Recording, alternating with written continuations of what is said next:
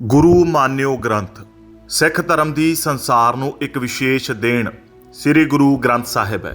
ਇਸ ਪ੍ਰਗਟ ਗੁਰੂ ਦਾ ਆਕਾਰਾਤਮਿਕ ਤੇ ਵਿਚਾਰਾਤਮਕ ਸਰੂਪ ਕਾਇਮ ਕਰਨ ਅੰਦਰ ਗੁਰੂ ਸਾਹਿਬ ਤੇ ਭਗਤਾਂ ਦੇ ਨਾਲੋਂ ਨਾਲ ਵਿਸ਼ੇਸ਼ ਹਿੱਸਾ ਗੁਰੂ ਅਰਜਨ ਸਾਹਿਬ ਦਾ ਹੈ। ਗੁਰੂ ਸਾਹਿਬ ਨੇ ਹੀ ਇਸ ਮਹਾਨ ਗ੍ਰੰਥ ਦੀ ਬੀੜ ਬੰਨੀ। ਜਿਸ ਤਰ੍ਹਾਂ ਆਕਾਸ਼ ਨੂੰ ਕਲਾਵੇ ਵਿੱਚ ਲੈਣਾ ਕਠਿਨ ਹੈ, ਸੂਰਜ ਦੀ ਦੂਰੀ ਨੂੰ ਗਜ਼ਾਂ ਨਾਲ ਨਹੀਂ ਨਾਪਿਆ ਜਾ ਸਕਦਾ, ਅਥਾਹ ਸਾਗਰ ਦੀ ਡੂੰਘੀ ਤਹਿ ਚੋਂ ਆਬਦਾਰ ਮੋਤੀ ਕੱਢਣੇ ਮੁਸ਼ਕਲ ਨੇ, ਇਸੇ ਤਰ੍ਹਾਂ ਸ੍ਰੀ ਗੁਰੂ ਗ੍ਰੰਥ ਸਾਹਿਬ ਦੀ ਪਾਵਨ ਪਵਿੱਤਰ ਬਾਣੀ 'ਚ ਵਾਹਿਗੁਰੂ ਦੀ ਪ੍ਰੇਮਾ ਭਗਤੀ, ਬ੍ਰਹਮ ਗਿਆਨ, ਜੀਵਨ ਦੀਆਂ ਅਟੱਲ ਸੱਚਾਈਆਂ ਤੇ ਅਧਿਆਤਮਕ ਦੇ ਜੋ ਧਰਮ ਤੱਥ ਕਥਨ ਕੀਤੇ ਗਏ ਨੇ, ਉਹਨਾਂ ਨੂੰ ਕਲਮਬੱਧ ਕਰਨਾ ਅਸੰਭਵ ਹੈ। ਗੁਰੂ ਅਰਜਨ ਸਾਹਿਬ ਜੀ ਨੇ ਗੁਰੂ ਗ੍ਰੰਥ ਸਾਹਿਬ ਦੀ ਮਹਾਨਤਾ ਨੂੰ ਮੰਦਾਵਣੀ ਦੇ ਸ਼ਬਦ ਵਿੱਚ ਇਸ ਤਰ੍ਹਾਂ ਅੰਕਿਤ ਕੀਤਾ ਹੈ। ਥਾਲ ਵਿੱਚ ਤਿੰਨ ਵਸਤੂ ਪਈਓ, ਸਤ ਸੰਤੋਖ ਵਿਚਾਰੋ, ਅੰਮ੍ਰਿਤ ਨਾਮ ਠਾकुर का पयो, जिसका सबस आधारो, जे को खावै जे को पूंचै,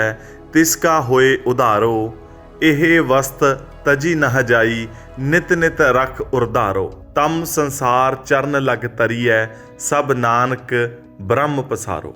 ਸ੍ਰੀ ਗੁਰੂ ਗ੍ਰੰਥ ਸਾਹਿਬ ਜੀ ਦੀ ਬਾਣੀ ਕੋਈ ਕਵਿਤਾ, ਆਕਾਸ਼ ਵਿੱਚੋਂ ਆਈ ਬਾਣੀ ਜਾਂ ਫਰਿਸ਼ਤਿਆਂ ਰਾਹੀਂ ਨਾਜ਼ਲ ਹੋਈ ਕਲਾਮ ਨਹੀਂ, ਸਗੋਂ ਸਤਿਗੁਰਾਂ, ਸੰਤਾਂ, ਭਗਤਾਂ ਦੀਆਂ ਆਤਮਾਵਾਂ ਦਾ ਵਾਹਿਗੁਰੂ ਨਾਲ ਇੱਕ ਮਿਕ, ਇੱਕ ਸੁਰ ਤੇ ਲੀਨ ਹੋ ਕੇ ਪ੍ਰਾਪਤ ਕੀਤਾ ਹੋਇਆ ਗਿਆਨ ਤੇ ਅਨੁਭਵ ਹੈ।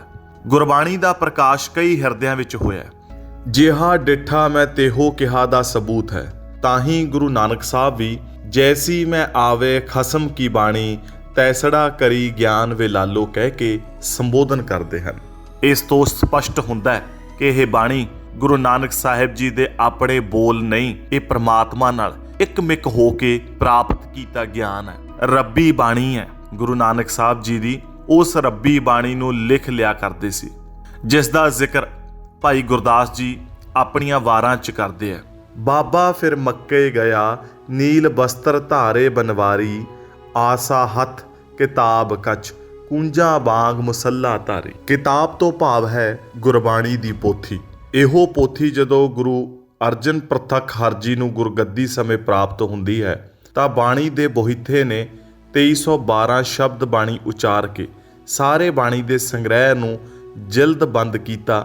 ਸੰਮਤ 1661 'ਚ ਪਹਿਲਾ ਪ੍ਰਕਾਸ਼ ਸ਼੍ਰੀ ਹਰਿਮੰਦਰ ਸਾਹਿਬ ਵਿਖੇ ਕਰਕੇ ਪੋਥੀ ਪਰਮੇਸ਼ਰ ਕਾ ਥਾਨ ਕਹਿ ਕੇ ਨਿਵਾਜ਼ਿਆ ਤੇ ਸ਼ਬਦ ਗੁਰੂ ਦੀ ਮਹਾਨਤਾ ਨੂੰ ਸਥਾਪਿਤ ਕੀਤਾ। ਇਸ ਤੋਂ ਬਾਅਦ ਭਾਵੇਂ ਸਰੀਰਕ ਰੂਪ ਅੰਦਰ ਗੁਰੂ ਗੋਬਿੰਦ ਸਿੰਘ ਜੀ ਤੱਕ ਗੁਰੂ ਸਾਹਿਬ ਜੀ ਵਿਚਰੇ ਨੇ, ਪਰ 10 ਗੁਰੂ ਸਾਹਿਬ ਜੀ ਦੇ ਜੀਵਨ ਤੋਂ ਪਤਾ ਲੱਗਦਾ ਹੈ ਕਿ ਮਾਨਤਾ ਕੇਵਲ ਸ਼ਬਦ ਗੁਰੂ ਨੂੰ ਹੀ ਦਿੱਤੀ। ਸ਼ਬਦ ਗੁਰ ਪੀਰਾ ਗਹਿਰ ਗੰਭੀਰਾ, ਬਿਨ ਸ਼ਬਦੇ ਜਗ ਬੌਰਾਨ। ਇਸ ਦੇ ਸਿਧਾਂਤ ਨੂੰ ਹੀ 10 ਗੁਰੂ ਸਾਹਿਬਾਨ ਨੇ ਦ੍ਰਿੜ ਕਰਾਇਆ।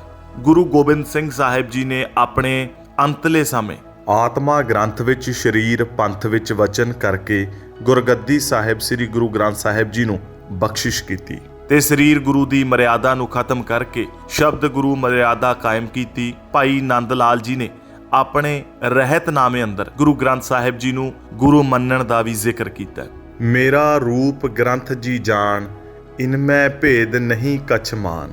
ਤੇ ਕਵੀ ਕੋਇਰ ਸਿੰਘ ਨੇ ਗੁਰਬਿਲਾਸ ਪਾਤਸ਼ਾਹੀ 10 ਵਿੱਚ 10ਮ ਪਾਤਸ਼ਾਹ ਦਾ ਹੁਕਮ ਇਸ ਤਰ੍ਹਾਂ ਦਾ ਦਿੱਤਾ ਹੈ। ਤਾਂ ਤੇ ਜੋ ਮੋਹ ਸਿੱਖ ਸੁਝਾਨਾ, ਮਾਨੋ ਗੁਰੂ ਗ੍ਰੰਥ ਭਗਵਾਨਾ। ਗ੍ਰੰਥ ਗੁਰੂ ਮੈਂ ਨਿਸ਼ਚਾ ਧਾਰੇ, ਤਾਂ ਬਿਨ ਚਾਹ ਨਾ ਧਰੋ ਪਿਆਰੇ। ਇਹਨਾਂ ਬਚਨਾਂ ਤੋਂ ਪਤਾ ਲੱਗਦਾ ਹੈ ਕਿ ਮੌਜੂਦਾ ਸਮੇਂ ਸਿੱਖ ਕੌਮ ਦੀ ਅਗਵਾਈ ਸਾਹਿਬ ਸ੍ਰੀ ਗੁਰੂ ਗ੍ਰੰਥ ਸਾਹਿਬ ਜੀ ਕਰ ਰਹੇ ਨੇ। ਸਿੱਖ ਧਰਮ 'ਚ ਦੇਹਧਾਰੀ ਗੁਰੂ ਨੂੰ ਕੋਈ ਮਾਨਤਾ ਨਹੀਂ, ਸਿੱਖ ਕੇਵਲ ਸ਼ਬਦ ਗੁਰੂ ਦਾ ਪੁਜਾਰੀ ਹੈ।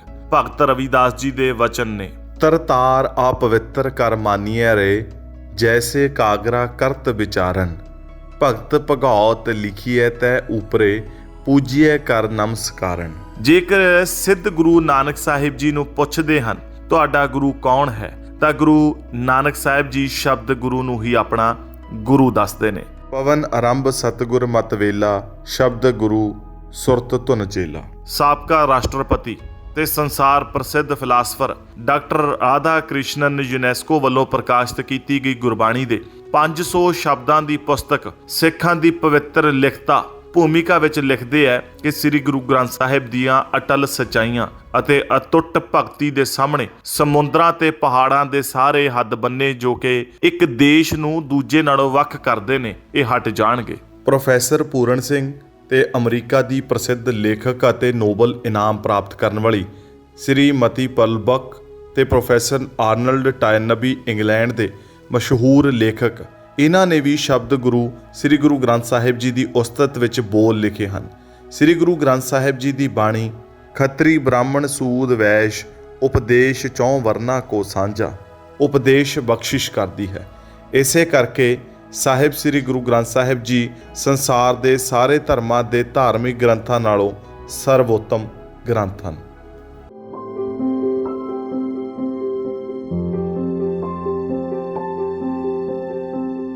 ਜੇਕਰ ਤੁਹਾਨੂੰ ਸਾਡਾ ਇਹ ਉਪਰਾਲਾ ਚੰਗਾ ਲੱਗਾ ਹੈ ਤਾਂ ਇਸ ਨੂੰ ਲਾਈਕ ਕਰੋ, ਸ਼ੇਅਰ ਕਰੋ ਅਤੇ ਸਾਡੇ YouTube ਚੈਨਲ ਨੂੰ ਸਬਸਕ੍ਰਾਈਬ ਕਰੋ।